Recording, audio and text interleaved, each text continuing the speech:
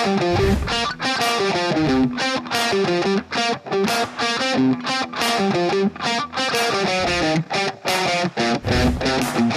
so here we are, we've got the job finished, ready for the customer to take it on. It's in a primer finish, so he can just block that and give it a paint.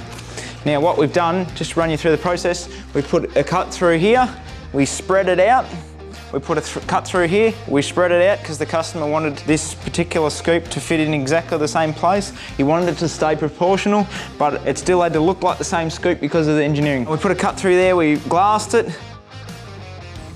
we then V'd it out here so that there was not going to be any cracks while we were after our filler work goes in, so that there's a smooth transition. You can't have any sharp joins or that creates problems down the track. So that's been V'd out, then we filled here, we blocked it, sanded it, filled it, and then we've primed it, sanded that again, primed it again, guide coat again, give it back to the customer. It's not too far off ready for paint. He doesn't have much work to do. So this scoop has an extra 60mm height in it now, and it's going to suit the customer's needs. And if you've got anything that you want us to do, feel free to reach out to us.